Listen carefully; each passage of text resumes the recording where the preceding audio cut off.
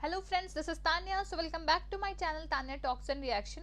तो फिर मैं हाजिर हूँ एक नए वीडियो के साथ और आज के वीडियो का टाइटल है India pools out of Indo Pacific group talks, tension in India US relation. ये वर्ल्ड अफेयर्स की वीडियो है, जो वीडियो को ओरिजिनल लिंक मैं डिस्क्रिप्शन बॉक्स में डाल दूंगी। आप वहाँ जाके ओरिजिनल चैनल को भी सपोर्ट करिए।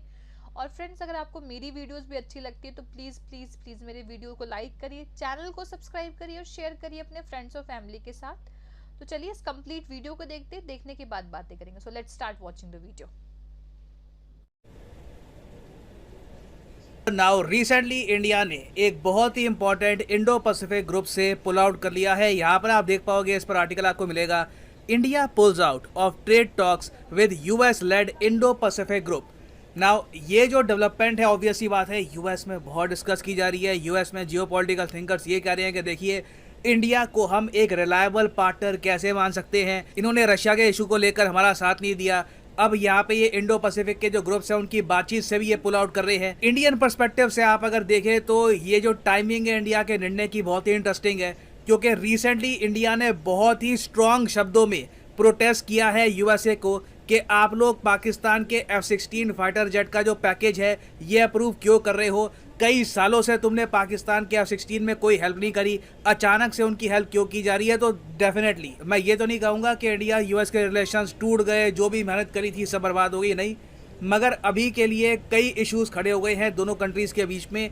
मैं मानता हूं कि दोनों कंट्रीज़ के लीडर्स में इतनी मैच्योरिटी है कि इन इश्यूज़ के बियॉन्ड जाकर इंडिया यूएस की पार्टनरशिप को कर सकते हैं कंटिन्यू। मगर अभी के लिए ये प्रॉब्लम्स जेन्युइनली मैं कहूँगा एक चैलेंज बन के खड़ी होगी इंडो पैसिफिक ग्रुप के सामने। तो डिस्कस करते हैं इस टॉपिक को इन डेप्थ के ये ग्रुप कौन सा था, इंडिया ने यहाँ पर बातचीत से पुल आउट क्यों किया है। बहुत ही ज़्यादा इंपॉर्टेंट टॉपिक है, एग्जाम पर्सपेक्टिव से बहुत कुछ आपको जानने को मिलेगा। मगर आगे बढ़ने से पहले आपसे क्वेश्चन पूछूंगा।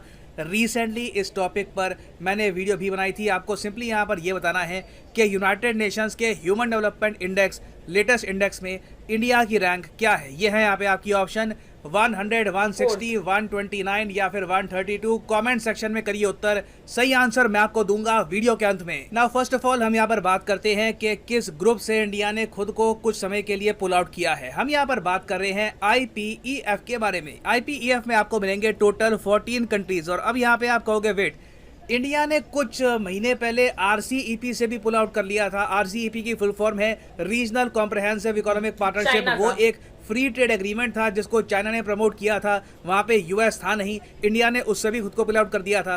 तो हाँ बिल्कुल, देखिए IPEF और RCEP में डिफरेंस यही है कि वहाँ पे आपको चाइना, म्यांमार, कंबोडिया, लाओ मिलेंगे। उसके अलावा IPEF में USA, इंडिया और फिजी हैं। तो ये डिफरेंस है, एग्जाम पर्सपेक्टिव से याद रख लेना। उसके अलावा IPEF की फुल फॉर्म है इंडो पैसिफिक इकोनॉमिक फ्रेमवर्क। ये ग्रुप कुछ ही महीनों पहले यूएसए ने बनाया था जापान में, जब जापान में क्वाड कंट्रीज का समिट हुआ था।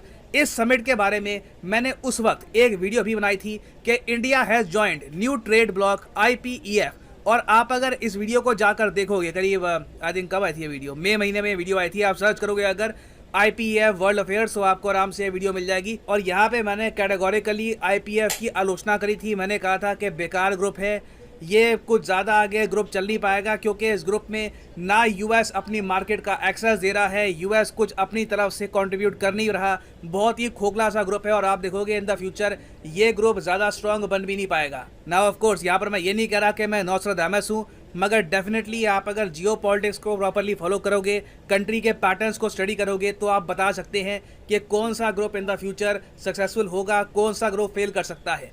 और IPEF इवन दो एक बहुत स्ट्रांग ग्रुप है, आप अगर IPEF के 14 कंट्रीज़ की टोटल GDP को कंबाइन कर दो ना, तो दुनिया भर में 40% जो GDP है ये आपको IPEF कंट्रीज़ में ही मिलेगी। बहुत स्ट्रांग ग्रुप है। मगर प्रॉब्लम सबसे बड़ी ये है कि इंडिया ने ये ग्रुप ज्वाइन किया था इस उम्मीद से कि इस ग्रुप के ज़रिए ना हमको यूएस की मार्केट का ज़्यादा एक्सेस मिलेगा, यूएस टैरिफ कम करेगा, हम अपने एक्सपोर्ट यूएस को बढ़ा पाएंगे। यूएस ने कहा कि नहीं, हम वो सब तो नहीं करने वाले यहाँ पर, मगर हम और ज़्यादा एक्स्ट्रा चीज़ें करेंगे जिससे इनको लगता है कि रीजन में यूएसए का प्रभाव बढ़ेगा। अब वो चीज़ें कौन सी हैं? IPEF में यूएसए ने कहा कि हम 4 स्तंभों पर काम करेंगे, 4 पिलर्स होंगे IPEF के। पहला पिलर ट्रेड, दूसरा पिलर सप्लाई चेन्स, तीसरा पिलर क्लीन इकोनॉमी, चौथा पिलर फेयर इकोनॉमी। इंडिया ने कहा कि देखिए ये जो आपके 4 स्तंभ है ना, इनमें से 3 स्तंभों को तो हम सपोर्ट करते हैं, supply chain, clean economy, fair economy, no problem. मगर जो ट्रेड वाला स्तंभ है ना, उसमें हम बेवकूफ़ नहीं बनेंगे। हम यहाँ पर जो ट्रेड वाला पिलर है आईपीएफ का, इससे पुल आउट कर रहे हैं, क्योंकि हमारा ये मानना है कि इस ग्रुप को ज्वाइन करने से हमारा कुछ फ़ायदा होगा नहीं। हम एक्चुअली देखना चाहते हैं कि बाकी जो 13 मेंबर कंट्रीज़ हैं, जब इस पिलर के हिसाब से काम करेंगी तो इनका कितना फ़ायदा होता है। परहैप्स उनको देख कर हम सीख पाएँ कि यहाँ पर इस पिलर का फ़ायदा क्या है। तो इंडिया ने कम शब्दों में ये कह दिया कि हम देख पा रहे हैं कि ट्रेड पिलर में इंडिया को जो ये कंट्रीज़ हैं, ऑस्ट्रेलिया, यूएस, ये इंडिया को कुछ दे नहीं रहे। उसके बदले में ना इंडिया पर रिस्पॉन्सिबिलिटीज़ डाल रहे हैं, रिस्पॉन्सिबिलिटी एनवायरनमेंट की, कि जो इंडिया मैन्युफैक्चर करेगा वो बहुत ज़्यादा क्लीन कंडीशन में होना चाहिए, एनवायरनमेंट को लॉस नहीं होना चाहिए। बेसिकली क्लाइमेट चेंज की जिम्मेदारी इंडिया पे डाल देंगे यहाँ पर। ये सब इंडिया को इतना एक्सेप्टेबल है नहीं। फिर डिजिटल इकोनॉमी में ये लोग कह रहे हैं कि डेटा की फ्री मूवमेंट होगी, डेटा कहीं भी आप स्टोर कर सकते हो। इंडिया का सिद्धांत रहा है कि जो डिजिटल इकोनॉमी के अंदर डेटा स्टोर होगा वो इंडिया में ही स्टोर होगा। इसको हम काफ़ी बार नेशनल सिक्योरिटी से भी जोड़ के देख चुके हैं। तो ये 2 बहुत ही इंपॉर्टेंट एस्पेक्ट है ट्रेड पिलर में। यहाँ पे आप देख पाओगे pillar 1 trade, 2 points digital economy और एनवायरनमेंट। ये मेन यहाँ पर इश्यूज हैं जहाँ पे इंडिया ने कहा है कि हम कंफर्टेबल नहीं है और इस ग्रुप में हम ओपनली पार्टिसिपेट नहीं कर पाएंगे। और इंटरेस्टिंग बात देखिए, अगेन मैं कहूँगा, जियो पॉलिटिक्स में जो भी होता है ना, जो भी कंट्री के डिसीजन होते हैं, उसको आसपास के जो इवेंट्स हैं उससे कोरिलेट करने की कोशिश किया कीजिए।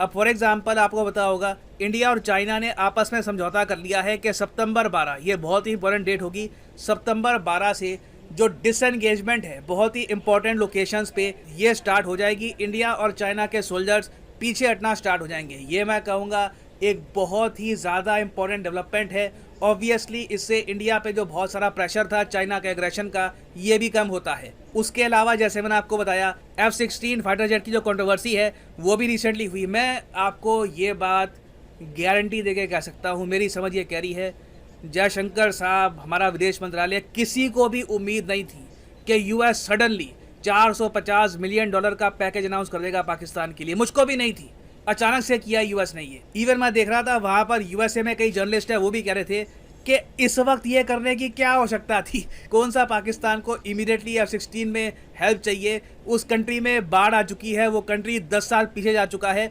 आप बाढ़ में उनकी हेल्प करिए, आप मिलिट्री पैकेज क्यों अनाउंस कर रहे हो? तो क्लियरली इंडिया ने इस स्टेप से यूएसए को एक मैसेज सेंड कर दिया है कि हमारे खुद के जियोपॉलिटिकल इंटरेस्ट हैं, नेशनल सिक्योरिटी हमारे लिए बहुत इंपॉर्टेंट है, और अगर आप हमारी नेशनल सिक्योरिटी को इग्नोर करके कुछ स्टेप लोगे तो जो आपका इंडो पैसिफिक का सपना है इसमें से हम हवा निकाल देंगे, कुछ बचेगा नहीं। यहाँ पर गिनती के कुछ कंट्रीज यहाँ पे रह जाएंगे। और मैं आपको बता रहा हूँ, यूएस अब पूरी कोशिश करेगा इंडिया से इस इशू पर बातचीत करने की, इंडिया को वापस आईपीईएफ में लाने की। हो सकता है कि एंथनी ब्लिंकन इंडिया को विजिट भी करे, क्योंकि बिना इंडिया के ये इंडो पैसिफिक इकोनॉमिक फ्रेमवर्क बिल्कुल बेकार है। It has absolutely no use. Now वापस आते हैं अपने प्रश्न की तरफ कि इंडिया की रैंक क्या है रिसेंट ह्यूमन डेवलपमेंट इंडेक्स के हिसाब से। तो सही उत्तर यहाँ पे है ऑप्शन डी, 132 है इंडिया की rank according to the human development index. याद रखिएगा, एग्जाम पर्सपेक्टिव से इट इज़ वेरी इंपॉर्टेंट। और हाँ, फाइनली आप सब लोगों के लिए एक इंपॉर्टेंट मैसेज, आने वाले कुछ दिनों के लिए अनअकैडमी की स्पेशल 20% सेल हो चुकी है एक्टिव। यूजुअली आप देखोगे कोई भी कोर्स अनअकैडमी का, उस पर 10% डिस्काउंट होता है। आने वाले कुछ दिन तक ये डिस्काउंट 20% रहेगा। तो कमेंट सेक्शन में जाओ, किसी भी एग्जाम के लिए आप प्रिपेयर कर रहे हैं, लेट्स से आप प्रिपेयर कर रहे हैं फॉर यूपीएससी, तो क्लिक करिए यूपीएससी पर और आपके सामने खुल जाएगा ये पेज, और यहाँ पे आप यूपीएससी एग्जाम के कोर्सेज परचेज कर सकते हैं। फ्लैट 20% डिस्काउंट आपको मिलेगा for a limited time period.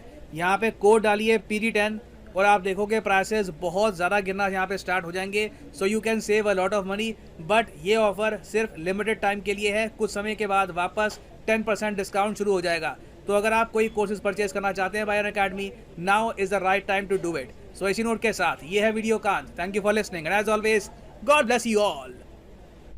तो फ्रेंड्स, वीडियो हुई ख़त्म और वीडियो देख के मतलब मुझे तो बहुत अच्छा लगा कि भाई अपना नेशन फर्स्ट जो पॉलिसी है वो इंडिया अपना रहा है, और टिट फॉर टैट भाई नेशनल इंटरेस्ट और जियो पॉलिटिक्स में कुछ बड़ा नहीं होता, सिर्फ नेशनल इंटरेस्ट बड़े होते, और कोई हमारा परमानेंट फ्रेंड नहीं होता, कोई हमारा परमानेंट दुश्मन नहीं होता। बस जहाँ नेशनल इंटरेस्ट है, जिससे हमारे इंटरेस्ट बन रहे हैं वो हमारे फ्रेंड है, जो हमारे इंटरेस्ट का ध्यान रख रहे हैं वो बस वो हमारे अलाइज है, मिल के कुछ काम कर रहे हैं तो अलाइज है। कोई ऐसा फ्रेंड या एनिमी इस तरह का नहीं होता जियो पॉलिटिक्स में, जहाँ तक मैं मानती हूँ। और दूसरी बात ये है कि इसमें मतलब इंडिया ने जो डिसीजन लिया ना राइट टाइम, पता है, भले ही इस वजह से नहीं लिया, रीजन कुछ और कोट किया है कि इसमें हमारा कोई बेनिफिट नहीं है, हमें कुछ फायदा नहीं दिख रहा, हमें कुछ फ्यूचर नहीं दिख रहा, पर समझदार को इशारा काफ़ी है। उसको ये पता चल गया, क्योंकि जब इंडिया ने भी प्रोटेस्ट किया था पाकिस्तान के F-16 के पैकेज का, तो उन्होंने भी कहा था कि आप निश्चिंत रहिए, हम इंश्योर करेंगे कि पाकिस्तान F-16 इंडिया के खिलाफ नहीं यूज करेगा, जबकि सबको पता है वो यूज करेगा। और वो F-16 कहीं और नहीं यूज, तब भी जब वो ऊपर से फॉर्मेलिटी वाला बोल सकते तो हम भी बोल सकते। टिट फॉर टैट होना बहुत जरूरी है। यूएस को ये पता चलना चाहिए कि जैसा वो करेंगे उनको वैसा मिलेगा। मुझे पता है कि लोग कहेंगे यूएस की बहुत बड़ी इकोनॉमी है, बहुत कुछ अच्छा है उनके पास, हमारे पास उतना कुछ नहीं, कोई बात नहीं, जितना है जो हम कर सकते हैं, हम दब के रहने से अच्छा, बिना कुछ बोलने से अच्छा कि डट के जवाब देने से। हमें जियो पॉलिटिक्स का रिप्लाई अच्छे से जियो पॉलिटिक्स के वे में देना चाहिए। अगर वो हंस के दे रहे तो हम भी हंस के देंगे। मतलब जैसे ही दुनिया खेल रही है ना, उस हिसाब से हमें खेलना चाहिए, क्योंकि आजकल आपको पता है जियो पॉलिटिक्स से तो इंटरेस्टिंग कोई गेम ही नहीं रहेगा। चारों तरफ डिफरेंट नेशन से डिफरेंट तरह का एंगेजमेंट। उसी बीच एक खुशखबरी भी आई कि इंडिया और चाइना डिसएंगेज कर, कब से पता नहीं कितने लेवल की, कमांडर लेवल की, आई डोंट नो कितने 12 13 14 15 कितने लेवल की बात हो चुकी है, उसके बाद डिसएंगेजमेंट हो रहा है।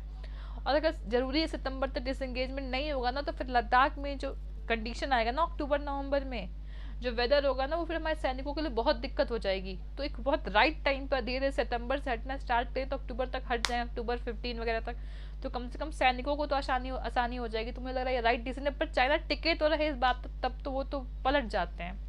पर हम कोशिश ही कर सकते, क्योंकि वॉर नहीं हम अफोर्ड कर सकते ना। वॉर अफोर्ड करने से क्या होगा, हमारा लॉस होगा। चाइना सबको पता है पावरफुल है, पर लड़ हम भी सकते हैं, पर हमारी इकोनॉमी 20-25 साल पीछे चली जाएगी। कोई भी डेवलपिंग कंट्री वॉर नहीं चाहता, इवन चाइना भी वॉर अफोर्ड नहीं करना, वो सिर्फ ताइवान को एग्रेशन दिखाता है। आपको पता है रशिया में क्या हो रहा है, कितने सैंक्शंस लग गए हैं, क्योंकि अभी यार हम लोग डेवलप कर रहे हैं। कोई वॉर अफोर्ड नहीं करेगा। वॉर सिर्फ गवर्नमेंट टू गवर्नमेंट नहीं होती, पूरी जनता सफ़र करती, पूरी इकोनॉमी सफ़र करती।